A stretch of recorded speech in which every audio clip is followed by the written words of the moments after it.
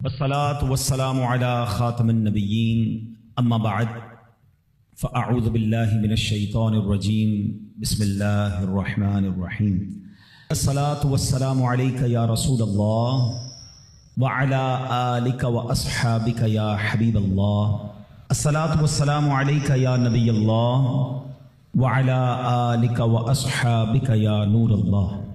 درود پاک کی بے شمار فضائل و برکات ہیں۔ جناب صادق و امین صلی اللہ تعالی علیہ وسلم کا فرمان دل نشین ہے کہ جس نے مجھ پر ایک بار درود پاک پڑھا اللہ عز و جل اس پر 10 رحمتیں نازل فرماتا ہے، اور جو مجھ پر 10 مرتبہ درود پاک پڑھے اللہ عز و جل اس پر 100 رحمتیں نازل فرماتا ہے۔ اور آقا فرماتے جو مجھ پر 100 مرتبہ درود پاک پڑھے اللہ عز و جل اس کی دونوں آنکھوں کے درمیان لکھ دیتا ہے کہ یہ نفاق اور جہنم کی آگ سے آزاد ہے، اور اسے بروز قیامت شہداء کے ساتھ رکھے گا۔ 100 بار درود پاک پڑھنے میں کتنا وقت لگتا ہے، مگر انعام کتنا بڑا ہے کہ دونوں آنکھوں کے درمیان لکھ دیا جاتا ہے کہ یہ نفاق اور جہنم کی آگ سے آزاد ہے، اور بروز قیامت اسے شہداء کے ساتھ رکھا جائے گا۔ اللہ کریم ہم سب کو کثرت کے ساتھ درود پاک پڑھنے کی توفیق عطا فرمائے۔ آئیے مل کر محبت کے ساتھ بآواز بلند درود پاک پڑھ لیں۔ صلو علی الحبیب صلی اللہ تعالی علی محمد صلی اللہ علیہ وسلم۔ ایک بڑا ہی عظیم و شان اسلام کی تاریخ کا بڑا عجیب و غریب واقعہ پہلے میں آپ کو سناتا ہوں۔ جب ابتدائے اسلام تھا، خلفائے راشدین کا دور ہے، حضرت عمر بن عاص رضی اللہ تعالیٰ عنہ نے جب مصر فتح ہوا تو ایک روز اہل مصر نے حضرت عمر بن عاص رضی اللہ تعالیٰ سے عرض کی کہ حضور ہمارے یہاں دریائے نیل ہے، اور ایک ہماری بہت پرانی رسم ہے کہ جب تک اس کو ادا نہ کیا جائے تو دریا جاری نہیں رہتا ہے، دریا سوکھ جاتا ہے۔ انہوں نے کہا کہ کون سی رسم ہے؟ تو کہا کہ ہر سال ایک کماری لڑکی کو اس کے والدین سے لے کر بڑا عمدہ لباس اسے ہم پہناتے ہیں، بڑا تیار کرتے ہیں، زیورات پہناتے ہیں، اور پھر اس کو دریائے نیل میں ڈال دیتے ہیں، یعنی اس کو پانی میں ڈبو دیتے ہیں۔ حضرت عمر بن عاص نے کہا کہ یہ کیسی رسم ہے، اسلام میں تو ایسا ہرگز نہیں ہو سکتا، کیونکہ اب اسلام آ چکا تھا اور مصر فتح ہو چکا تھا، مسلمانوں کے اب وہاں احکامات جاری تھے۔ تو آپ نے فرمایا کہ یہ اسلام تو پرانی اور واہیات رسموں کو مٹاتا ہے، جو پرانی واہیات رسمیں ہیں۔ تو لوگوں نے کہا کہ اگر آپ نے ایسا کیا تو دریا کی روانی کم ہو جائے گی۔ آپ نے کہا نہیں ہو سکتا۔ اب ایسا ہی ہوا کہ دریا کی روانی کم ہوتی گئی۔ اب لوگوں نے سوچا کہ اب پانی کم ہو جائے گا تو زندگی مشکل ہو جائے گی، تو ان لوگوں نے وہاں سے کوچ کرنے کا ارادہ شروع کیا۔ حضرت عمر بن عاص نے اب امیر المومنین حضرت عمر فاروق رضی اللہ تعالیٰ عنہ کو خط لکھا اور عرض کی حضور ایسا ایسا معاملہ ہے، اور لوگ ایسی بری رسم چلاتے تھے، میں نے وہ رسم کا منع کر دیا کہ اسلام ان رسموں کی اجازت نہیں دیتا، مگر حضور اب تو پانی بھی کم ہونے لگ گیا ہے۔ اللہ اکبر۔ حضرت عمر بن خطاب رضی اللہ تعالیٰ عنہ کی شان دیکھیں۔ امیر المومنین نے ایک خط لکھا اور کہا کہ یہ رکا جو ہے دریائے نیل میں ڈال دینا۔ آپ نے ایک خط لکھ کر بھیجا کہ یہ رکا جو ہے دریائے نیل میں ڈال دینا۔ حضرت عمر بن عاص کو جب وہ رکا پہنچا، وہ لیٹر پہنچا، تو آپ نے اس لیٹر میں کیا دیکھا کہ لیٹر میں لکھا تھا اے دریائے نیل، اگر تو خود جاری ہوتا ہے تو نہ جاری ہو، اور اللہ کے حکم سے جاری ہوتا ہے تو میں واحد قہار عز و جل سے عرض گزار ہوں کہ تجھے جاری فرما دے۔ حضرت عمر بن عاص نے وہ رکا جو ہے دریائے نیل میں ڈالا۔ اللہ اکبر۔ ایک رات میں دریا کا پانی 16 گز بڑھ گیا، اور وہ دن ہے، آج کا دن ہے، دریائے نیل کبھی سوکھا نہیں ہے۔ مصر سے وہ رسم ہی ختم ہو گئی، اور سبحان اللہ دریائے نیل جاری و ساری ہے۔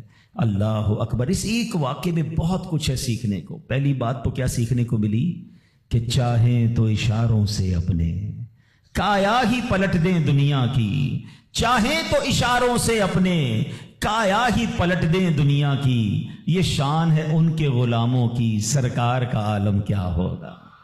حضرت عمر کی شان دیکھیں۔ حضرت عمر کے واقعات اگر پڑھیں نا، جو لوگ کرامات کے منکر ہیں یا جو لوگ اولیاء کرام کی جناب کمالات کو نہیں سمجھ پاتے، صرف حضرت عمر کی سیرت کو پڑھ لیں۔ حدیث کی کتابوں میں مضبوط روایتوں میں یہ واقعات موجود ہیں۔ ایک بار حضرت عمر کے دور میں زلزلہ آیا، تھوڑے عرصے پہلے بھی کئی ملکوں میں زلزلہ آیا، بڑی تباہی آئی. لوگ کہتے ہیں ارتھ کویک آ جائے تو رکتا نہیں ہے. ایک تو شان مصطفیٰ ہے کہ نبی پاک نے احد پہاڑ پر ٹھوکر لگا کر فرمایا تھا اے احد رک جا، تجھ پر ایک نبی، ایک صدیق اور 2 شہید موجود ہیں. آقا نے ٹھوکر لگا کر زلزلہ روکا تھا. ایک بار حضرت عمر کے دور میں زلزلہ آیا تھا اور حضرت عمر نے کوڑا نکال کر، درہ نکال کر زمین پر مار کر فرمایا اے زمین رک جا، کیا عمر تجھ پر عدل نہیں کرتا؟ اور زمین ساکن ہو گئی. اللہ اکبر. حضرت عمر رکا لکھتے ہیں دریائے نیل کے نام، اور پھر دریائے نیل جاری ہو جاتا ہے. تو اے میرے پیارے اسلامی بھائیوں، ایک بات تو یہ پتہ چلی کہ اللہ تعالیٰ جسے چاہے کوئی کمال عطا فرمائے، وہ رب کی عطا ہے. یقیناً اگر کسی اللہ کے ولی کے پاس، کسی صحابی کے پاس، کسی نبی کے پاس، ہاں یہ بات یاد رہے کہ انبیاء کے پاس جو کمالات ہوتے ہیں، جو حق کی دلیل کے لیے وہ پیش کرتے ہیں، وہ معجزات ہوتے ہیں.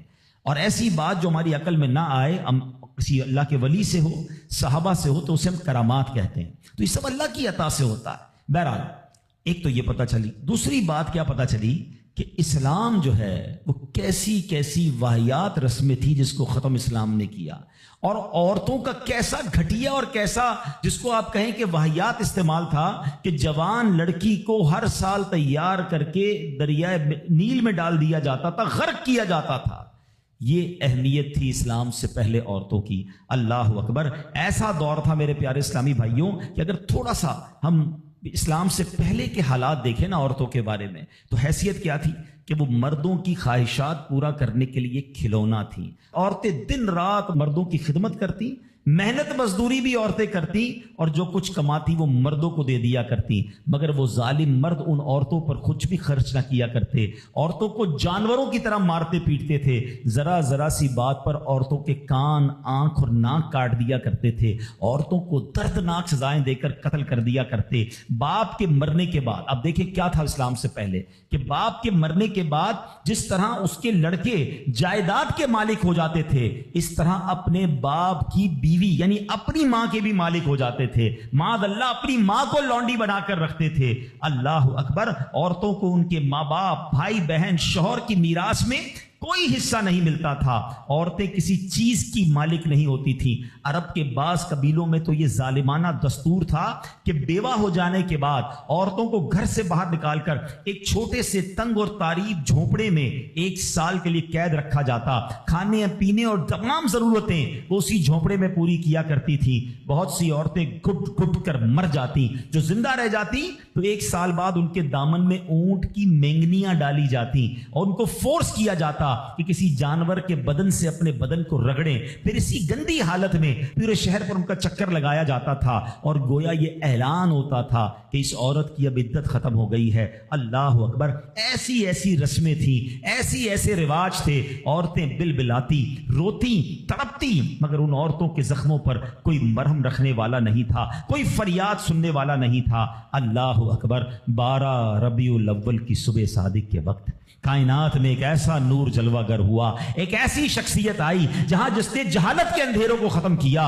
وہاں ساری دنیا کی عورتوں کے لیے ایک ایسے دکھ کا مداوا بن کر آئے. نبی پاک علیہ الصلوۃ والسلام ایسے احکامات لے کر آئے، اتنی پیاری شریعت اور مذہب لے کر آئے جس میں اللہ کے دین نے عورتوں کو ایسا مقام عطا کیا کہ سبحان اللہ، عورتوں کی قسمت کا ستارہ چمک اٹھا. اسلام کی بدولت ظالم مردوں کے ظلم و ستم سے کچلی اور روندی ہوئی عورتوں کا درجہ اس قدر بلند ہوا کہ عورت معاملات زندگی اور موت کے ہر مرحلے پر عورت کو باوقار مقام حاصل ہوا. مردوں کی طرح عورتوں کے بھی حقوق جو ہے وہ بیان کیے گئے. عورتوں کی حفاظت کے لیے احکام خداوندی نازل ہوئے. عورتوں کو مالکانہ حقوق مل گئے. عورتیں اپنے مہر کی رقموں، اپنی تجارتوں، اپنی جائیدادوں کی مالک بنا دی گئیں. اپنے ماں باپ، بھائی بہن، اولاد اور شوہر کی میراثوں کی وارث قرار دی گئیں. الغرض وہ عورتیں جو مردوں کی جوتیوں سے بھی زیادہ ذلیل و خوار تھیں، انتہائی مجبور و لاچار تھیں، وہ مردوں کے دلوں کا سکون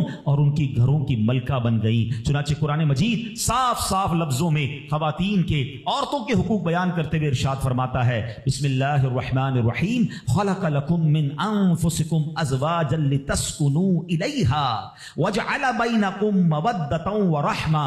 قرآن کہتا ہے تمہارے لیے تمہاری جنس سے جوڑے بنائے لائے کہ ان سے آرام پاؤ اور تمہارے آپس میں محبت اور رحمت رکھی۔ اب کوئی مرد نہ عورتوں کو مار پیٹ سکتا ہے، نہ ان کو گھروں سے نکال سکتا ہے، اور نہ کوئی ان کے مال و اسباب یا جائیدادوں کو چھین سکتا ہے، بلکہ ہر مرد پر مذہبی طور پر عورتوں کے حقوق ادا کرنے لازم ہیں۔ اللہ اکبر! گویا اسلام نے ظلم کا دروازہ بند کر دیا، کبھی ماں کے روپ میں، کبھی بیٹی کے روپ میں، کبھی بہن کے روپ میں، تو کبھی زوجہ کے روپ میں۔ اللہ اکبر! عورت کو ایک ایسا مرتبہ عطا فرما دیا کہ عورت کسی بھی روپ میں ہو، جب بھی اس کے جناب حقوق تلف کیے جائیں گے، نا انصافی کی جائے گی، اسلام وہاں پر اپنا کردار ادا کرتا ہے۔ اسلامی قوانین سامنے آتے ہیں، عورتوں کے حقوق بیان کیے جاتے ہیں۔ آؤ سب سے پہلے بات کرتے ہیں بیٹی کی۔ کتنی بڑی نعمت اسلام نے قرار دی، مگر آپ جانتے ہیں اسلام سے پہلے بیٹی کا حال کیا ہوتا تھا؟ اللہ اکبر! بیٹی کی پیدائش کو شرمندگی سمجھا جاتا تھا۔ کسی کے یہاں بیٹی پیدا ہو جائے وہ لوگوں کے سامنے آتا نہیں تھا، کئی مہینے تک چہرہ نہیں دکھاتا تھا، یعنی وہ سمجھتا تھا کہ میری بہت بڑی ذلت ہو گئی ہے کہ میرے یہاں بیٹی ہو گئی۔ اللہ اکبر! بیٹیوں کو زندہ درگور کیا جاتا تھا، بیٹی کو بھی مار دیا جاتا اور بیٹی کی وجہ سے اس کی ماں کو مار دیا جاتا تھا۔ اللہ اکبر! قرآن کیا کہتا ہے؟ سبحان اللہ! کیسا پیارا مذہب ہے، کتنا شاندار ہمارا دین ہے۔ اللہ کا کلام کہتا ہے وَإِذَا بُشِّرَ أَحَدُهُمْ بِالْأُنثَىٰ ظَلَّ وَجْهُهُ مُسْوَدًّا وَهُوَ كَظِيمٌ۔ قرآن کہتا ہے جب ان میں کسی کو بیٹی ہونے کی خوشخبری دی جاتی ہے تو دن بھر اس کا منہ کالا رہتا ہے، يَتَوَارَىٰ مِنَ الْقَوْمِ مِنْ سُوءِ مَا بُشِّرَ بِهِ، اور وہ غصہ کھاتا ہے اور لوگوں سے چھپتا پھرتا ہے اس بشارت کی برائی کے سبب سے۔ اللہ اکبر! اَيُمْسِكُهُ عَلَىٰ هُونٍ أَمْ يَدُسُّهُ فِي التُّرَابِ، کیا اسے ذلت کے ساتھ رکھے گا یا اسے مٹی میں دبا دے گا؟ أَلَا سَاءَ مَا يَحْكُمُونَ، ارے بہت ہی برا حکم لگاتے ہیں۔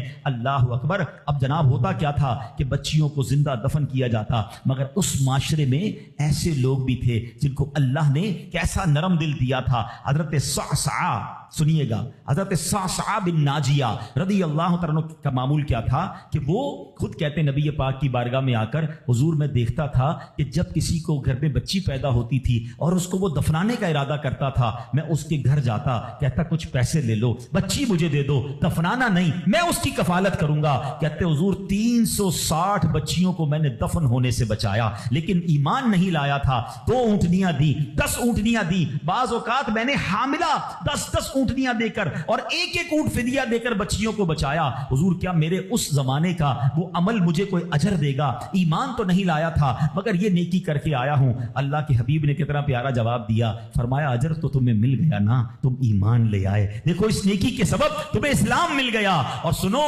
ہم تو یہ کہیں گے صرف اسلام نہیں ملا بلکہ وہ تو صحابی بھی بن گئے، اللہ کے نبی کے دور میں ایمان لے آئے نا، پیارے آقا کی صحبت اختیار کر لی تو اللہ نے ایمان بھی دیا، صحابی بھی بنا دیا۔ لیکن میرے پیارے اسلامی بھائیوں، ایسا حال تھا کہ بچیوں کو پھینک دیا جاتا تھا۔ اب یہاں میں تھوڑی سی بات آج کے دور کی بھی کرنا چاہوں گا۔ ہم انشاءاللہ قرآنی احکام عورتوں کے بارے میں بھی سنیں گے اور ساتھ ساتھ اپنی تربیت بھی کرتے جائیں گے۔ ہم میں سے بہت سارے بیٹیوں والے ہوں گے، مگر کیا یہ خبریں نہیں آتی کہ بچی کی پیدائش کی وجہ سے ماں کو برا بھلا کہا جاتا ہے، گھروں میں جھگڑے ہیں، معاذ اللہ اب بھی یہ خبریں آتی ہیں کہ بچی پیدا ہوئی تو کچرا کنڈی پر پھینک دی گئی۔ یہ تو پھر سے ہم لگتا ہے اسی دور میں جا رہے ہیں۔ اسلام جو بچیوں کے حقوق لے کر آیا، اسلام جو بچیوں کو برا ماننے کے خلاف عمل کرنے کا ہمیں حکم دیتا ہے، بلکہ سنو حدیثیں کیسی ہیں۔ اے بچیوں والو تمہیں مبارک ہو، اے بیٹیوں والو تمہیں مبارک ہو، اپنی بیٹیوں کو کبھی برا نہ سمجھنا۔ نبی پاک علیہ الصلوۃ والسلام فرماتے ہیں جس شخص کے بیٹی ہو وہ اسے زندہ دفن نہ کرے، اسے ذلیل نہ سمجھے اور اپنے بیٹے پر اسے ترجیح نہ دے تو اللہ عز و جل اسے جنت میں داخل کر دے گا۔ ایک اور جگہ نبی پاک فرماتے ہیں اللہ اکبر، یہ حدیث تو میں کہتا ہوں ختم ہے نا، اس کے بعد الفاظ ہی نہیں بچتے۔ بہت ساری بیٹیوں کی فضیلت کی حدیث ہے مگر یہ حدیث ادھر جا کے لگتی ہے، دل کو چھو لیتی ہے۔ سنو تو صحیح اس کے الفاظ کیا ہیں۔ اللہ کے نبی فرماتے ہیں بیٹیوں کو برا مت کہو، میں بھی بیٹیوں والا ہوں۔ ہائے ہائے، ختم ہو گئی نا بات ہے۔ اللہ کے نبی نے صلی اللہ تعالی وسلم نے اپنی نسبت بیٹیوں کی طرف فرمایا میں بھی بیٹیوں والا ہوں۔ بے شک بیٹیاں تو بہت محبت کرنے والیاں، غم گسار اور بہت زیادہ مہربان ہوتی ہیں۔ ایک اور حدیث سنو، نبی پاک فرماتے ہیں جو شخص 3 بیٹیوں یا بہنوں کی اس طرح پرورش کرے کہ ان کو ادب سکھائے۔ اب اسلام یہاں پر نہ صرف بیٹیوں کا درس دے رہا ہے، اے بہنوں والوں تمہیں بھی مبارک ہو، بہنوں کو حقیر نہ سمجھنا، یہ ان لوگوں کے لیے بھی درس ہے۔ اسلام اسلام جب نہیں آیا تھا نا تو بہنوں کے حقوق نہیں تھے, ان کو کوئی ورثے میں حق نہیں دیتا تھا, بہنوں کی شادیاں نہیں کرواتے تھے. مگر آج بھی کچھ قبائل سنا ہے ایسے ہیں, آج بھی بدبخت کچھ لوگ ایسے ہیں جو بہنوں کے حق دبا لیتے ہیں. ارے بہنیں تو غم گسار ہوتی ہیں, بہنیں تو بھائیوں کا مان ہوتی ہیں, ارے بہنیں ہوتی ہیں تو گھر میں رونق ہوتی ہے. ارے بہنوں کو عزت دیا کرو, بہنوں کو پیار دیا کرو. اور آج جو بہنوں کا حق دباتے ہیں, آج جو بہنوں کو ذلیل کرتے ہیں, نہ کرنا. ہمارا اسلام بہنوں سے محبت کا درس دیتا ہے. سنو بیٹیوں والو اور بہنوں والو, اللہ کے حبیب کیا فرماتے ہیں صلی اللہ تعالی علیہ وسلم, میرے نبی کا فرمان ہے کہ جس کی 3 بیٹیاں یا بہنوں کی اس طرح پرورش کرے, ان کو ادب سکھائے, ان سے مہربانی کا برتاؤ کرے, یہاں تک کہ اللہ عز و جل اس سے بے نیاز کر دے, یعنی ان کا نکاح ہو جائے, تو اللہ تعالیٰ اس کے لیے جنت واجب فرما دیتا ہے.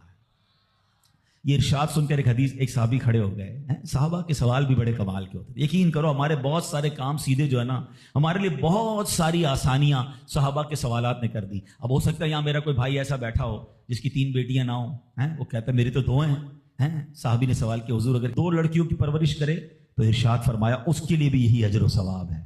راوی فرماتا ہے یہاں تک کہ اگر ایک بیٹی کا بھی لوگ ذکر کرتے تو نبی پاک اس کے بارے میں یہی فرماتے. مگر ایک روایت اور بھی موجود ہے کہ ایک صحابی نے کھڑے ہو کر کہا حضور اگر کسی کی 1 بیٹی ہو, اللہ کے نبی نے فرمایا 1 بیٹی ہو تو بھی جنت واجب ہو جاتی ہے.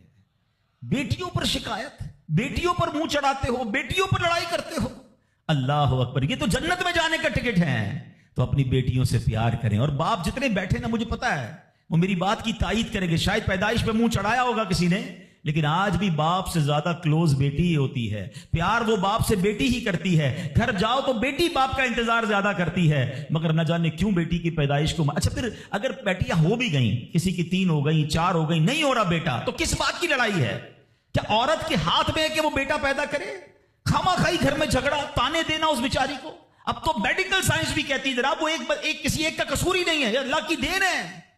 لیکن خامہ خائی کسی ایک عورت پر جو ہے وہ ہنگامہ کر کے نہ جانے اس کی دل آزاری کا سامان کرتے ہیں. نہ کریں ایسا. میں آپ کو حدیث سنا رہا ہوں, اور اسلام عورتوں کے حقوق کی شاندار انداز سے بیان کرتا ہے. اللہ کے نبی علیہ الصلوۃ والسلام فرماتے ہیں جب کسی کے ہاں لڑکی پیدا ہوتی ہے, سنو, گھر پہ مہمان آئے تو اچھا لگتا ہے نا, اور کوئی بڑا اہم مہمان آ جائے, کوئی بڑے بزرگ آ جائیں تو کتنا خوش ہو جاتے ہیں آپ. کئی ایسے بزرگ ہوں گے, کئی ایسے علماء ہوں گے, کوئی ایسی شخصیت ضرور ہوگی جس کو آپ اپنے گھر بلانا چاہتے ہوں گے, مگر آپ سوچتے ہوں گے یار وہ میرے گھر کیسے آئے گا, بہت بڑا آدمی ہے, بڑا مصروف شخص ہے, پسند تو مجھے بہت ہے مگر میں گھر نہیں بلا سکتا. سنو, جب تمہارے گھر بیٹی آتی ہے تو پتہ ہے کون مہمان آتا ہے؟ اللہ کے نبی فرماتے ہیں جب کسی کے ہاں لڑکی پیدا ہوتی ہے تو اللہ عز و جل فرشتوں کو گھر بھیجتا ہے.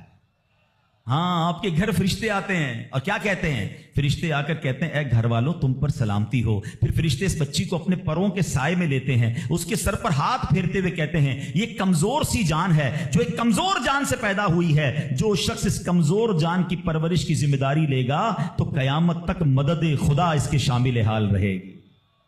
تو اب کبھی بھی بیٹیوں پر زیادتی نہیں ہونے دینی. ہاں, بیٹیوں کی دعائیں لو, بیٹیوں کی خدمت کرو. اور اے بھائیوں جن کی بہنیں ہیں, ہمارا اسلام بہنوں سے محبت کا درس دیتا. یقین کریں بہنوں کی دعائیں بھائی کو بہت اوپر لے جاتی ہیں. خوش نصیب ہے وہ بھائی. اچھا, ہمارے ایک اور نظام پتہ ہے کیا ہے کہ جب تک ماں باپ کے ساتھ رہ رہے ہیں تو چلے بھائی بہنوں میں پیار ہے. اب بھائی بہنوں میں شادی ہو گئی, سب کی شادیاں ہو گئیں اور ماں باپ چلے گئے, تو اب نارملی لوگ اپنی بہنوں کو اگنور کرتے ہیں. اب یار میں تو اپنی بیوی کو دیکھوں گا, اپنے بچوں کو دیکھوں گا, اپنی کمائی کو دیکھوں گا. نہیں, اب بھائی کا کام ہے کہ وہ والد کا کردار ادا کرے, بہنوں کو یہ احساس دلائے کہ تمہارے ماں باپ چلے گئے ہیں مگر تمہارے بھائی زندہ ہیں, ہر مشکل میں تمہارے بھائی تمہارے ساتھ کھڑے ہوں گے. کبھی بہنوں کو یہ ریئلائز مت کرانا کہ وہ اکیلی کہیں کسی پرابلم میں ہو, تو وہ اکیلے میں سوچے کہ میرے ماں ہوتی تو میں کس سے ماں سے بات کر لیتی, باپ ہوتا تو میں باپ سے کہہ دیتی, بھائی کو کیا کہوں وہ تو سنتا ہی نہیں ہے. ہیں ایسے بھائی آج بھی کہ بہنیں انہیں اپنا دکھ بھی شیئر نہیں کرتی ہیں, بلکہ بھائیوں کو پڑی ہی نہیں ہے بہن کدھر گئی. یہ مت کرنا. اگر تم اپنے ماں باپ کی روح خوش کرنا چاہتے ہو نا تو بھائی بہن جڑ کے رہو, بھائی بہنوں میں پیار رکھو. یہ پیسہ سب کچھ نہیں ہے. ارے جو کچھ میرے پاس ہے اگر میرا بھائی بہنوں پہ خرچ ہو جائے تو اس سے اچھی کیا چیز ہے؟ یہ یاد رکھے جو سوشل میڈیا پہ ہزاروں فرینڈ بنائے بیٹھے نا کہ میرے 5000 فرینڈ تو میرے 10,000 فرینڈ, کسی دن بستر پر پڑو گے نا اسپتال میں تو اس بستر کے کنارے تمہیں تمہارے بھائی بہن ہی نظر آئیں گے. وہ سوشل میڈیا والا تمہارا جو سارے دن چیٹنگ جس کے ساتھ واٹس ایپ پہ لگے ہوئے ہو نا گروپ میں, کوئی نظر نہیں آئے گا. جب تمہارے گھر میں کوئی بچے کا پرابلم ہوگا, رات آدھی رات کو اگر تمہارے گھر کوئی آ کے تمہیں دلاسا دے گا تو تمہارے بھائی بہن ہوں گے. میں کئی بار بیان میں ایک مثال دے چکا ہوں, چلو آج پھر دے دیتا ہوں, کاش یہ بات سمجھ آ جائے. یہ جو فیملی ہوتی ہے نا یہ تسبیح کی طرح ہوتی ہے، اور ہم نے دیکھا ہے کہ یہ جو ہے نا تسبیح کے اوپر والا حصہ یہ ماں باپ ہوتے ہیں. یہ ٹوٹ جائے نا، ماں باپ چلے جائیں، پوچھو ان سے جن کی ماں چلی گئی ہے، پوچھو ان سے جن کے والد چلے گئے ہیں. جب یہ چلے جاتے ہیں نا تو اپنے بھائی بہنوں کو جس طرح تسبیح کے دانے بکھرتے ہیں نا اس طرح بکھرتے دیکھا ہے. جب تک ماں باپ ہیں پہلے تو ان کی برکتیں لینا، اور جب یہ چلے جائیں نا تو یہ دانے بکھرنے مت دینا، جوڑ کے رکھنا اپنی فیملی کو. یہ فیملی یہی تو پیار ہے زندگی میں. تھوڑے سے پیسوں کے لیے بھائی بہن لڑتے ہیں، جائیداد کے لیے بھائی بہن لڑتے ہیں، تھوڑے کاروبار کے لیے لڑتے ہیں. ارے قربان کر دو، کوئی بات نہیں، بھائی کو تھوڑا زیادہ چلا جائے، میری بہن کے گھر میں ہی جا رہا ہے نا، یہ تیرا ہے، یہ میرا ہے، نہ کیا کرے. یہ گھر کی محبتیں آپ کو بہت ساری بیماریوں سے بچاتی ہیں. حدیث پاک میں آتا ہے جس کا مضمون ہے جو چاہتا ہے کہ اس کی زندگی میں اضافہ ہو جائے، عمر میں اضافہ ہو جائے، بری موت سے بچے، اسے چاہیے کہ وہ صلہ رحمی کرے. صلہ رحمی کیا ہے؟ اپنے رشتہ داروں کے ساتھ اچھا سلوک. اور رشتہ داروں میں the closest family member جو ہے وہ بھائی بہن ہیں، وہ ماں باپ ہیں، بیوی بچے ہیں. ارے ان کو چھوڑ کر دنیا سے محبتیں جتا رہے ہو؟ نہیں میرے پیارے اسلامی بھائیوں. تو اپنی بچیوں کے ساتھ اور اپنی بہنوں کے ساتھ بالخصوص اچھا سلوک کرنا. خوش نصیب ہے وہ بھائی جو بہنوں کا مان ہے، خوش نصیب ہے وہ جو والد جو اپنی بچیوں کے ساتھ اچھا برتاؤ کرتا ہے. اور میں نے خود دیکھا ہے، آپ نے بھی دیکھا ہوگا، میں نے دیکھا ہے، بلکہ میں نے ایک طرح سے انٹرویو لیا ہے ایک رشتہ دار کا. یار آپ کی 4 بیٹیاں ہیں، 3 بیٹیاں ہیں. کہتا ہے یار جب سے بیٹیاں آئی ہیں پتہ نہیں رزق کدھر سے آ رہا ہے. بیٹیاں تو کیا آئی ہیں، اللہ نے رحمت کے دروازے کھول دیے ہیں، کیونکہ اس نے منہ نہیں چڑھایا. کچھ ہوں گے ایسے بیٹیوں والے جن کا ہاتھ تنگ ہوگا، تو غور کرو جب بیٹی ہوئی تھی تو شکر کیا تھا یا شکوہ کیا تھا؟ اللہ نے تو بھیجی تھی رحمت تمہارے گھر پہ، تم نے اس وقت بھی اللہ کو ناراض کیا، بیوی کو گالیاں دی، ہنگامہ کیا، اب کہتے ہو رحمت نہیں آ رہی. تم نے تو کتنی ناشکری کر لی. اگر تم سجدہ شکر ادا کرتے، اللہ کی بارگاہ میں راضی رہتے، اللہ بیٹیاں تو دیتا مگر تم پر رحمت کے اور دروازے بھی کھول دیتا. اور ہم نے دیکھا ہے لوگوں کے رزق کو بڑھتے ہوئے. تو کبھی بیٹی کی پیدائش پر آپ نے منہ نہیں چڑھانا ہے، ہاں نہ اپنی زوجہ کو تانے دینے ہیں. اور بیٹیوں کا خیال رکھیں، بہنوں کا خیال رکھیں. اور آگے چلتے ہیں اسی طرح. اچھا نبی پاک کا انداز اپنی بہن کے ساتھ کیا تھا؟ اللہ کے حبیب علیہ الصلوۃ والسلام کی ایک دودھ شریک بہن تھی، حضرت شیما، رضائی بہن تھی نبی پاک کی. اب پیارے آقا کس طرح ان کے ساتھ برتاؤ کرتے تھے کہ ایک بار آپ علیہ الصلوۃ والسلام کی بارگاہ میں جب بہن حاضر ہوئی نا تو نبی پاک ان کی تشریف آوری پر کھڑے ہو جایا کرتے، اپنی بہن کی آمد پر ان کی دل جوئی فرماتے، ان پر خوب نوازشیں فرماتے. ایک بار پیارے آقا علیہ الصلوۃ والسلام نے اپنی مبارک چادر بچھائی اور اپنی بہن سے پتہ ہے کیا کہتے ہیں؟ مانگو تمہیں عطا کیا جائے گا، سفارش کرو تمہاری سفارش قبول کی جائے گی. بہن جانے لگی تو نبی پاک نے ایک لونڈی یعنی ایک اس کو خادمہ بھی دے دی اور 2 اونٹ بھی عطا فرما دیے. اچھا اپنی بیٹی کے ساتھ کیا برتاؤ ہے نبی پاک کا؟ بیٹیوں کو جو ڈیگریڈ کرتے ہیں، سنو خاتون جنت بی بی فاطمہ رضی اللہ تعالیٰ عنہ جب نبی پاک کی بارگاہ میں آتی، آقا کھڑے ہو کر استقبال کرتے، اپنی بیٹی کے ہاتھ کو نبی پاک چوما کرتے، کبھی ماتھے پر بوسہ دیتے. پیارے آقا اپنی جگہ اپنی بیٹی کو بٹھایا کرتے. اور یہی انداز خاتون جنت کا بھی تھا کہ جب نبی پاک خاتون جنت کے پاس جاتے وہ کھڑی ہو جاتی اور نبی پاک کا استقبال کرتی، پیارے آقا کے ہاتھوں کو بوسہ دیتی، اپنی جگہ نبی پاک کو بٹھاتی. یہ پریکٹیکلی نبی پاک نے بتایا کہ بہن کے ساتھ برتاؤ کیا ہے، بیٹی کے ساتھ برتاؤ کیا ہے. اب آؤ ہماری زندگی کا ایک بہت اہم ساتھی ہے جس کو ہم سفر کہا جاتا ہے. اسلام بیوی کے بارے میں کیا درس دیتا ہے؟ یہ بھی بڑا پرابلم ہے. اچھا بعض اوقات لوگ اپنی شاید والدہ سے، میں سے ابھی ماں کی بات سب سے آخر میں کروں گا، اور فیملی ممبر سے اب بھی بہت پیار کر رہے ہوتے ہیں، مگر بعض اوقات بیوی کو بڑا ڈیگریڈ کرتے ہیں. ہم شاید بھول گئے ہیں کہ ہماری زندگی کا بہت بڑا حصہ جس کے ساتھ گزرا ہے. میں بیان میں پہلے بھی کہہ چکا ہوں، کبھی سوچا آپ نے؟ ایک تو اللہ نے آپ کا اس کو ساتھی بنایا، اور ہم اس کے ساتھ بعض اوقات زیادتی کرتے. ہم کاروبار میں تکلیف میں ہوں، ہم باہر کسی ٹینشن میں ہوں، کسی بندے سے کسی بات کوئی بری لگ گئی، سارا غصہ آ کر اب بندے نے اپنی زوجہ پہ نکالنا ہے، کیونکہ وہ بیچاری تو کچھ نہیں کہہ سکے گی. پہلے کے زمانے جاہلیت میں بھی یہی تھا کہ عورتوں کو پیر کی جوتی سے زیادہ ذلیل سمجھا جاتا تھا. مگر کیا آج بھی کچھ گھرانوں میں ایسا نہیں ہے؟ آج تک میں ویسے سوال کرتا ہوں، شاید غالب گمان ہے کہ جو یہاں ازواج والے، زوجہ والے بیٹھے، شادی شدہ بیٹھے، ہماری زوجہ کی شاید ہر دعا میں ہم ہوتے ہیں. ہم اپنی بیوی کے لیے کتنی دعا کرتے ہیں؟ غور کیجیے. حالانکہ میں نے دیکھا ہے کہ جن کی شریک حیات دنیا سے جاتی ہے نا، ان لوگوں کو میں نے ٹوٹتے بھی دیکھا ہے. تو ایسا نہ کریں. جس طرح وہ آپ کے لیے محبت کا اظہار، دعاؤں کی آپ کی خدمت گار ہے، آپ بھی اس کے لیے اچھا برتاؤ کریں. اور نبی پاک کا کیا انداز تھا. میں تو آج اسلام کی شریعت کی اللہ کے نبی کی بات کرنے آپ کے سامنے آیا ہوں. اللہ کے حبیب علیہ الصلوۃ والسلام سے سوال کیا گیا کہ حضور آپ کو دنیا میں سب سے زیادہ پسند کون ہے؟ پوری کائنات میں آپ کو سب سے زیادہ پسند کون ہے؟ اللہ کے حبیب نے فرمایا عائشہ. نبی پاک نے اپنی زوجہ کا نام لیا. پھر فرمایا ان کے والد حضرت ابوبکر صدیق رضی اللہ تعالیٰ عنہ. پھر نبی پاک گھر اپنی ازواج کے ساتھ کیا انداز ہوتا تھا. گھر کا سودا سلف لے کے جاتے, کھانے پینے میں ہاتھ بٹاتے, محبت اور پیار کا اظہار فرماتے. سافٹ ماحول تھا گھر کے اندر. کیا ہمارے گھر میں ایسا ماحول ہے؟ نہیں میرے پیارے اسلامی بھائیوں, ہمیں یہ سوچنا ہے کہ ہمیں اپنے گھر والوں کے ساتھ کیا انداز اختیار کرنا ہے. نبی پاک علیہ الصلوۃ والسلام فرماتے ہیں کہ اسلام سے پہلے, بلکہ بخاری شریف کی حدیث بتاتا ہوں, اسلام سے پہلے مال کے لیے جانوروں اور دوسرے ساز و سامان کے ساتھ ساتھ بیوی کو بھی رہن رکھوا دیا جاتا تھا. جیسے پیسے کوئی رہن رکھواتا تھا نا, بیوی بھی ایک مال کی طرح تھی, لوگ گروی رکھوا دیتے تھے اپنی بیوی کو. یہ اسلام سے پہلے بیویوں کا حال تھا.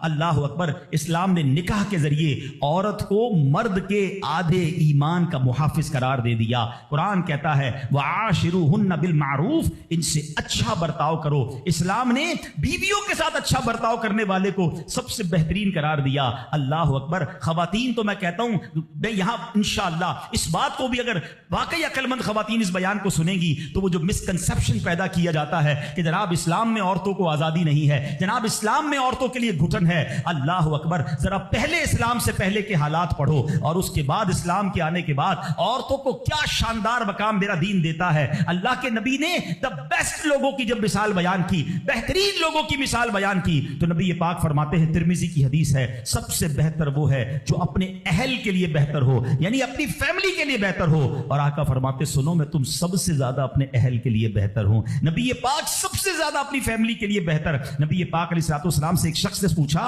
حضور شوہر پر بیوی کا کیا حق ہے؟ تو آپ نے فرمایا جب وہ کھائے, یعنی شوہر کھائے تو بیوی کو کھلائے, جب لباس پہنے اسے بھی پہنائے, اس کے چہرے پر نہ مارے, اسے بدصورت نہ کہے, اور اگر سمجھانے کے لیے اس سے علیحدگی کرنی پڑے تو گھر میں ہی علیحدگی کرے. اللہ اکبر. ایک بار حضرت عمر فاروق رضی اللہ عنہ کی بارگاہ میں, سنیے گا بڑا دلچسپ واقعہ.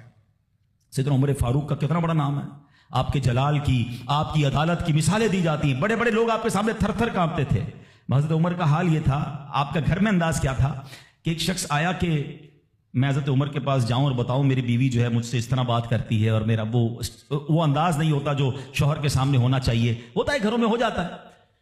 تو حضرت عمر کے دروازے پر پہنچا نا, تو اندر سے اسے سیدنا عمر فاروق رضی اللہ تعالیٰ عنہ کی زوجہ ام کلثوم رضی اللہ تعالیٰ عنہ کی ناراضگی کی عالم میں گفتگو کرتے ہوئے سنا. وہ حضرت عمر سے بات کر رہی تھی. تو وہ شوہر سوچنے لگا کہ میں تو اپنی بیوی کی شکایت لے کر آیا تھا, حضرت کے تو گھر کا بھی معاملہ ہی ایسا ہی ہے. تو وہ کہتے میں واپس ہونے لگا. حضرت عمر نے بلا لیا, کیوں آئے تھے؟ تو کہا کہ میں تو حضرت اپنی بیوی کی شکایت کرنے آیا تھا, مگر میں آپ کے دروازے پر آیا, آپ کے گھر کا ماحول دیکھا تو میں سمجھ گیا ہم دونوں ایک ہی معاملے میں ہی ہیں, آپ کا بھی ویسا ہی حال ہے. اب حضرت عمر نے جو ان کی تربیت فرمائی نا, آپ نے فرمایا میری بیوی کے مجھ پر چند رائٹس ہیں, چند حقوق ہیں, مجھے اس سے چند فائدے حاصل ہوتے ہیں جس کی بنا پر میں اس سے درگزر کرتا ہوں. پہلا یہ کہ یہ میرے لیے جہنم کی آڑ ہے, میرا دل اس کی وجہ سے حرام کاموں سے بچا رہتا ہے. نمبر 2, جب میں گھر سے نکل جاتا ہوں یہ میری خزانچی بن جاتی ہے, یعنی میرے مال کی نگہبان بن جاتی ہے, میری دھوبن بن جاتی ہے, میرے کپڑے دھوتی ہے, میرے بچے کی پرورش کرتی ہے, میرے لیے روٹیاں اور کھانے پکاتی ہے. تو وہ شخص کہتا ہے یہ سارے فائدے تو مجھے بھی اپنی بیوی سے حاصل ہیں, تو میں تو کبھی درگزر سے کام نہیں لیتا. وہ مجھے کہتی, میں اسے لڑنا شروع کر دیتا ہوں. کہتا آج آپ کی بات سے نصیحت مل گئی, اب میں اپنی بیوی کی چھوٹی ماٹی باتوں کو میں بھی درگزر کر دوں. کتنی پیاری بات بتائی. ہم وہ ساری باتیں بھول جاتے ہیں, ایک غلطی پر پکڑ لیتے ہیں, ایک غلطی پر ڈانٹتے ہیں. ہر غلطی پر جناب ایسا نہیں ہوتا, ہر غلطی کی سزا سزائے موت بھی ہوتی ہے. ہم غلطیاں نہیں کرتے. اگر جس طرح ہم اپنی بیوی کو اور غلطی پر ڈانٹتے وہ ڈانٹنا شروع کر دے پھر کیا حال ہوگا؟ تو ایسا نہ کرے. وہ بھی دل رکھتی ہے. ہم نے کسی انسان سے شادی کی ہے, کمپیوٹر سے نہیں کی, ٹھیک ہے نا. تو کمپیوٹر بھی آج کل وائرس آ جاتا ہے, تو وہ تو انسان ہے, غلطی ہو گئی, کوئی بات نہیں. تو سبحان اللہ, اتنا پیارا مذہب ہے. اور اب آؤ, اسلام نے عورت کو جو ایک اور روپ دیا ہے, ایک اور مقام دیا ہے, اور وہ مقام ماں کا مقام دیا ہے. اور ماں کے قدموں تلے جنت فرمایا. ماں کا کیا مقام دیا کہ ماں کو محبت کی نگاہ سے دیکھ لو تو حج مقبول کا ثواب ہے. اچھا, اسلام کی تعلیمات کی جو بنیاد ہے, جو ماخذ ہے, جو مرجع ہے, جس کے ذریعے سمجھے علم و فضل کی نہریں جاری ہوتی ہیں, وہ کون سی کتاب ہے؟ وہ قرآن مجید ہے. قرآن مجید کی سب سے بڑی سورت کون سی ہے؟ سورہ بقرہ. اب ذرا سمجھیے گا ماں کا مقام کیسا. قرآن پاک کی سب سے بڑی سورت سورہ بقرہ، اور سورہ بقرہ، بقرہ کس کو کہتے ہیں؟ گائے کو۔ یہ کون سی گائے تھی؟ یہ دنیا کی سب سے قیمتی گائے تھی۔ اگر اس تفسیر کو پڑھیں نا تو اللہ اکبر، پتہ یہ چلے گا کہ قرآن پاک کی سب سے بڑی سورت، اس کا جو سینٹرل آئیڈیا ہے، جو مین ٹاپک ہے، وہ بھی ماں کا ادب ہی ہے۔ وہ ایک نوجوان ہی تو تھا نا جس نے ماں کی خدمت کی، اور اللہ نے اس خدمت کا صلہ یہ دیا کہ ایک ایسی گائے ان کو مل گئی کہ جو سونے کے وزن کے مطابق بیچی گئی۔ تفصیلی واقعہ ہے، میں واقعہ پورا بیان نہیں کرتا، اشارہ دے رہا ہوں کہ سورہ بقرہ کا بھی اگر پیغام پڑھے، مفسرین نے لکھا کہ سورہ بقرہ کا پیغام یہ ہے کہ اپنی ماں کا ادب کرے، اپنے والدین کا ادب کرے، اور جب والدین کا ادب کرتا ہے اللہ ایسے نوازتا ہے، غیب کے خزانوں سے نوازتا ہے۔ اور ماں کی دعائیں، اللہ اکبر، حضرت بایزید بسطامی کتنے بڑے اللہ کے ولی ہیں، آپ کے بارے میں آتا ہے کہ ایک بار سردی کی راتیں تھی، ماں کے لیے ماں نے پانی مانگا۔ آج کی ماں پانی مانگے تو بیٹا کہتا ہے خود پی لو ماں، بلکہ بچے ماں سے پانی مانگ رہے ہوتے ہیں، بستر پر بیٹھ کر ماں کو آرڈر چلا رہے ہوتے، امی پانی لے آؤ، اچھا چائے بنا دو، امی یہ کر دو۔ یار ماں ہے یہ ہوٹل والی ہے، اب تو بوڑھی ہو گئی نا ماں، اب تو تمہاری باری ہے کچھ ماں کی خدمت کر لو، کبھی خود کھڑے ہو کے پانی پلاؤ، کبھی خود کھڑے ہو کے ماں کو کوئی چیز پیش کرو، اب بھی ماں کو آرڈر دینا ہے۔ مگر کمال ہے ماں کہ بیٹا جوان ہو گیا، ماں بوڑھی ہو گئی، خدمت سے پھر بھی اس کا جی نہیں چراتی، پھر بھی اس کی خدمت کرتی ہے۔ ناشتے میں یہ کھانا ہے بیٹا، دوپہر کو کیا کھاؤ گے؟ اللہ اکبر۔ بایزید بسطامی سے ماں نے پانی مانگا، آپ کہتے ہیں ٹھنڈی رات تھی، پانی لے کر ماں کے پاس گئے، ماں کی آنکھ لگ گئی۔ ہم جیسا کوئی ہوتا تو بستر کے کنارے گلاس رکھتا، خود بھی سو جاتا، سرد رات تھی، ساری رات پانی کا گلاس لے کے کھڑے رہے، پتہ نہیں کب ماں کی آنکھ کھل جائے، کب پانی کی ضرورت ہو۔ جب ماں کی آنکھ کھلی نا تو پانی تھوڑا سا نا آپ کی انگلیوں پر لگ گیا تھا، تو وہ برف بن گیا تھا، اتنی ٹھنڈی رات تھی کہ پانی برف بن گیا تھا۔ تو اب ماں نے جب پانی مانگا نا تو جب گلاس کو ڈیٹیچ کیا، گلاس کو الگ کیا نا تو خون نکلنے لگا چمڑی سے۔ تو ماں نے کہا کہ بیٹا یہ کیا ہوا؟ ماں نے خون بہتا دیکھا تو ساری بات بتائی کہ ماں اب میں پانی لے کر آیا، آپ آرام کر رہی تھی، میں کھڑا رہا، اب آپ نے پانی مانگا تو برف بن گیا تھا۔ تو ماں نے کیا کہا؟ اے اللہ میں اس سے راضی ہوں، تو بھی اس سے راضی ہو جا۔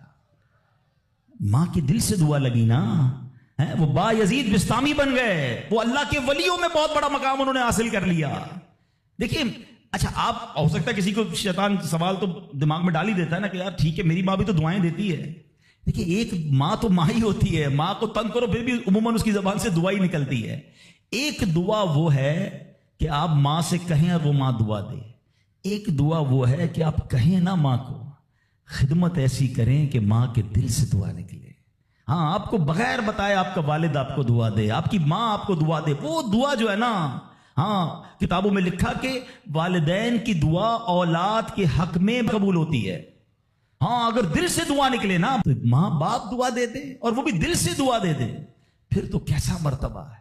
اور سبحان اللہ، ماں باپ کے بارے میں کتابوں میں یہاں تک لکھا کہ بیٹا باپ کے ساتھ ایسے رہے جیسے غلام آقا کے ساتھ رہتا ہے۔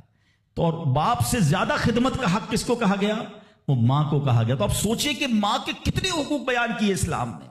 تو مبارک ہو ان خواتین کو، ماشاءاللہ ہمارا اسلام کس کس موقع پر عورت کے کیسے حقوق بیان کرتا ہے۔ اور سبحان اللہ، ایک بار نبی پاک علیہ الصلوۃ والسلام سے سوال ہوا، سوال کرنے والے نے بھی کتنا پیارا سوال کیا، اور یہ حدیث بخاری کی حدیث ہے۔ اللہ کے نبی علیہ الصلوۃ والسلام سے عرض کیا، حضور میرے حسن اخلاق کا سب سے زیادہ حقدار کون ہے، کون ڈیزرونگ ہے، سب سے زیادہ مجھے کس کے ساتھ حسن اخلاق کرنا ہے؟ حدیث کا خلاصہ نبی پاک نے فرمایا تیری ماں۔ پھر پوچھا حضور اس کے بعد سیکنڈ؟ فرمایا تیری ماں۔ کہ حضور اس کے بعد؟ فرمایا تیری ماں۔ 3 بار۔ پھر کہ حضور اس کے بعد؟ فرمایا تیرا والد۔ اچھا اب یہاں یہ حدیث تو پوری ہو گئی، مگر سبحان اللہ، اچھا کوئی نارمل آدمی، حدیث جو لوگ کہتے ہیں نا بھائی کسی مفتی صاحب کی کیا ضرورت ہے، تفسیر کی کیا ضرورت ہے، خود ہی قرآن پڑھ لو، خود ہی حدیث پڑھ لو۔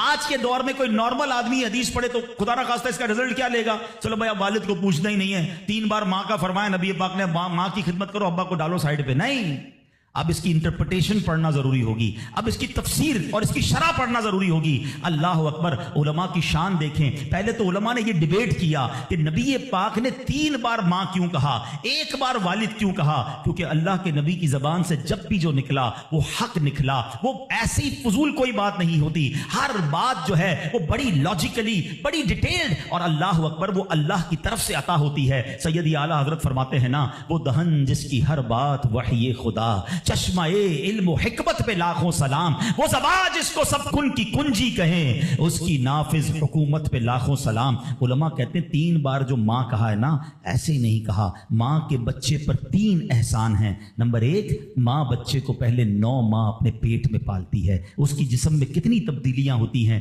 کتنی تکلیفیں وہ اٹھاتی ہے۔ نمبر 2، جب پیدائش ہوتی ہے، رائٹ دا ٹائم آف پیدائش، وہ بالکل موت کے قریب سے ہو کر آتی ہے، شدید درد اور ایسی کیفیت ہو جاتی ہے کہ کئی لوگ دنیا سے چلے بھی جاتے ہیں۔ اور تیسری ماں مہربانی کیا کرتی ہے کہ اپنے بچے کو پھر پالتی ہے۔ فرمایا ماں 3 احسان کرتی ہے بچے پر، اس لیے 3 بار ماں کہا۔ اور ان تینوں احسانوں میں والد ایک احسان کرتا ہے، وہ بچے کو پالتا ہے، اس لیے 1 بار والد کہا۔ سبحان اللہ، ایک لفظ حکمت بھرا ہے۔ اب علماء کہتے ہیں اس حدیث کا مطلب یہ ہوگا کہ عزت والد کی زیادہ کرے گا اور خدمت ماں کی زیادہ کرے گا، یعنی والد کا بھی احترام ہے۔ اللہ اکبر، یہ ہماری شریعت ہے۔ تو سبحان اللہ، آج میرے جو بیان کا موضوع ہے کہ اسلام عورت کا کیسا مقام بیان کرتا ہے، ہر روپ میں عورت کے حقوق کو جو ہے وہ سیف کرتا ہے، اس کے حقوق کو بیان کرتا ہے اور اس پر ظلم و ستم سے بچاتا ہے۔ تو سبحان اللہ، ہم یہاں جتنے بھی بیٹھے ہیں، کسی کے گھر میں بیٹی ہوگی، کسی کے گھر میں بہن ہوگی،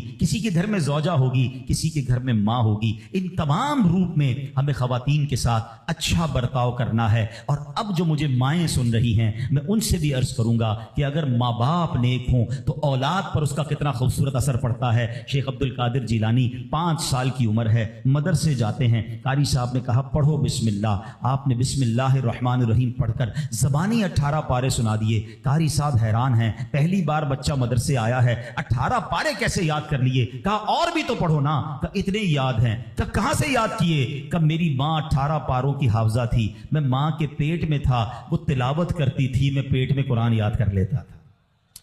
اچھا، یقیناً غوث پاک کی کرامت ہے، یہ آج کے دور میں پاسبل ایسے ہم جیسے لوگوں کے لیے پاسبل نہیں نظر آتا، لیکن ایک بات تو ہے نا کہ وہ تلاوت کرتی تھی، دودھ پلاتے وقت تلاوت کرتی تھی۔ سیدہ فاطمہ رضی اللہ تعالیٰ عنہا کے بارے میں بھی آتا ہے کہ خاتون جنت حسنین کریمین کو جب دودھ پلاتی یا جھولا دیتی تھی، انہیں قرآن سناتی تھی۔ آج ہم کیا کرتے ہیں، چھوٹے بچے کو بھی موبائل پکڑا دو، ہر کھلونے میں میوزک، اسٹارٹ سے ہی اس کو میوزک کا عادی ہم بنا رہے ہیں۔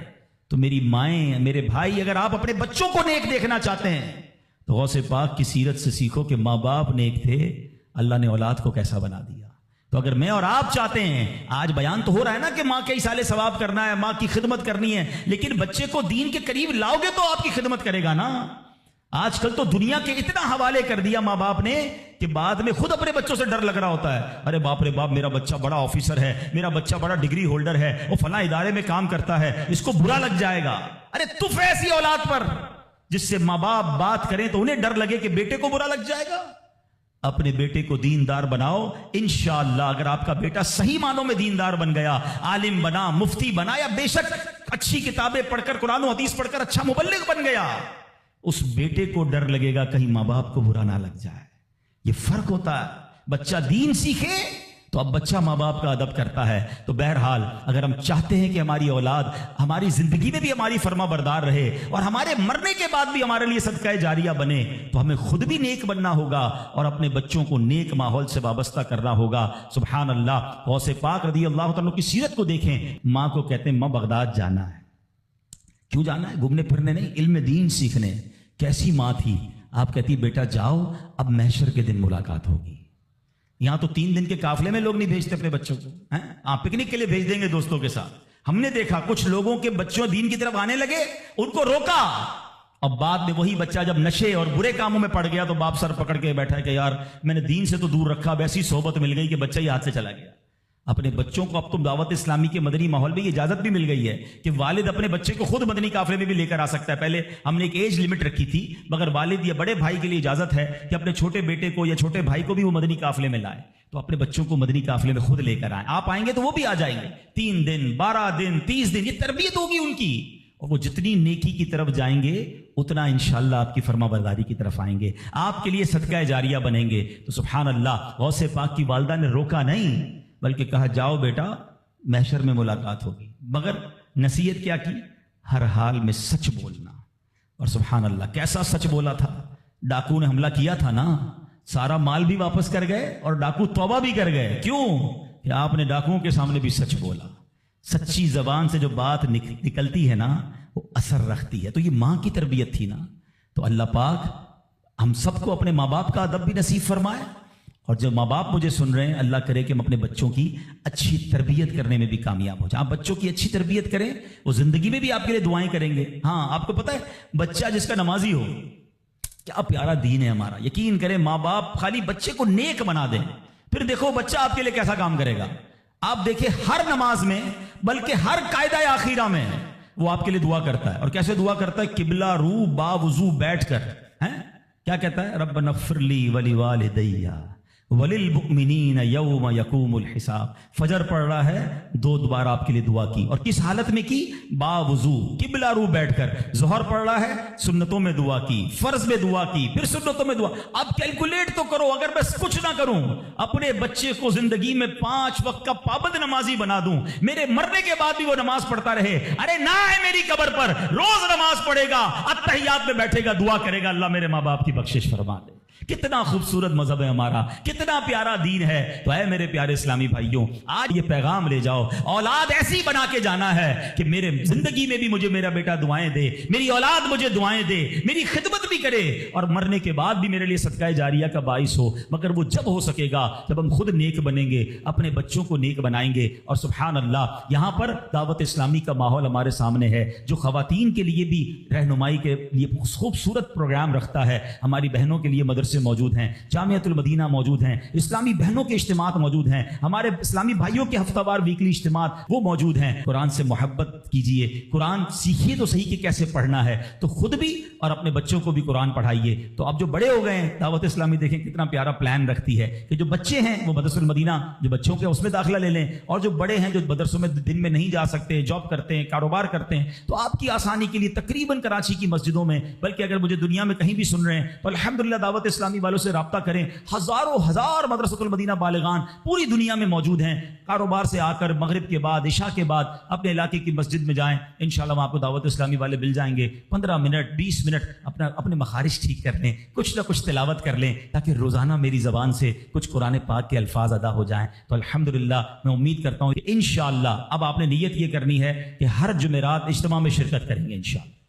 ٹھیک ہے نا؟ ہر ہفتے مدنی مذاکرے میں بھی کرم فرمائیں، اور اس کے ساتھ ساتھ مدرسۃ المدینہ بالغان اس کو تھام لیں. انشاءاللہ آپ دیکھیں گے کہ جب میں روز قرآن پاک پڑھوں گا، روز سیکھوں گا، میری زبان پر قرآن جاری ہوگا، تو میرے دل میں بھی قرآن کا نور آ جائے گا. اللہ کریم سے دعا کرتا ہوں اللہ کریم جن کے والدین حیات ہیں ان کو درازی عمر بالخیر عطا فرمائے، جن کے ماں باپ چلے گئے ان کی بے حساب مغفرت فرمائے. میں ان بچوں سے گزارش کروں گا جن کے ماں باپ ان کے پاس ہیں، ان کے پاس وقت بتایا کرو، ان کی خدمت کیا کرو، ان کی پسند کی چیزیں کبھی کبھی ان کے لیے لے جایا کرو. ماں باپ بولتے نہیں ہیں، ہاں ماں باپ نہیں بتاتے کہ ہمیں کیا کھانے میں پسند ہے یا کون سی چیز پسند ہے، ان سے پوچھا کرو. آج تک تو ہم نے ہی اپنی پسند بتائی ہے نا، امی مجھے یہ پسند ہے کھانا بنا دو تو یہ والا شربت بنا دو. اپنی ماں سے پوچھو، اپنے والد سے پوچھو، اور کسی معلوم ہو جائے نا کبھی. اچھا ایک اور مزے کی بات، ماں باپ کبھی بھی مہنگی چیز نہیں بتائیں گے. کوئی پان وان کھانا ہوگا، کوئی شربت پینا ہوگا، کسی قسم کی کوئی آئس کریم کھانی ہوگی، کبھی کبھی ان کے لیے وہ کھانا لے جایا کرو. یقین کریں جن کے چلے گئے نا اب ان کو اپنے ماں باپ کی وہ ساری باتیں یاد آتی ہیں، اور اب بات بھی کرنی ہوتی ہے تو قبرستان جانا ہوتا ہے. تو اگر تمہارے پاس تمہارے ماں باپ ہیں نا تو ان کے ساتھ بیٹھو، ان کی دعائیں لو. یہ وہ ہستیاں ہیں جن کو محبت سے دیکھو گے تو مقبول حج کا ثواب ہے. بعض اوقات کچھ لوگ اس سے وہ ہوتے ہیں نا کہ یار مجھے ویل چیئر چلانی پڑتی ہے تو مجھے دوائی کے لیے لے جانا پڑتا ہے، یا بعض اوقات کپڑے وپڑے دھلانے پڑتے ہیں یا واش روم لے جانا پڑتا ہے. تم لکی ہو، ہاں بھاگ جاگ گئے ہیں، ورنہ کئیوں کے ماں باپ نے تو موقع ہی نہیں دیا خدمت کا، وہ ہماری خدمت کرتے کرتے چلے گئے. اگر آج کسی بچے کو ماں باپ کی خدمت کا موقع ملا ہے نا اور کبھی ایسا موقع ملے نا کہ آپ کے پیسے ماں باپ پر خرچ ہوں تو سمجھ لو تمہارے بھاگ جاگ گئے. ارے انہوں نے ساری زندگی مجھ پر خرچ کیا اور اب میرے پیسوں کے نصیب جاگے کہ کچھ ماں باپ پر خرچ ہو جائے. لیکن جب ماں باپ پہ خرچ کرنے کی باری ہوتی ہے تو ایسے بھی بدبخت ہیں جو کہتے ہیں یہ میرے ہیں تمہارے تھوڑی ہیں, میں نے کمائے. اللہ اکبر. سوچو جب میں پیدا ہوا تھا, آپ پیدا ہوئے تھے, ہم بے لباس تھے, میرا باپ کہتا تیرے پیسے کہاں ہیں, تو جان تیرا کام جانے دے, میں تو ننگا ہی رہ جاتا نا. اگر مجھے کھانا نہ کھلاتے, میری انگلی پکڑ کر نہ چلاتے, مجھے پڑھاتے نہ, لکھاتے نہ, مجھے سمجھاتے نہ, مجھے کھلاتے نہ, ایک ایک چیز والد اور والدہ نے ہم پر خرچ کی ہے. والدہ خدمت کرتے رہی, باپ پیسے خرچ کرتا رہا, اور جب ہماری باری آئی خدمت اور پیسے خرچ کرنے کی تو اب بوجھ کس بات کا. وہ ریٹرن تو دے ہی نہیں سکتے ہم جو انہوں نے ہم پر کیا, لیکن اگر موقع ملا ہے نا تو خدمت سے جی نہ چرانا.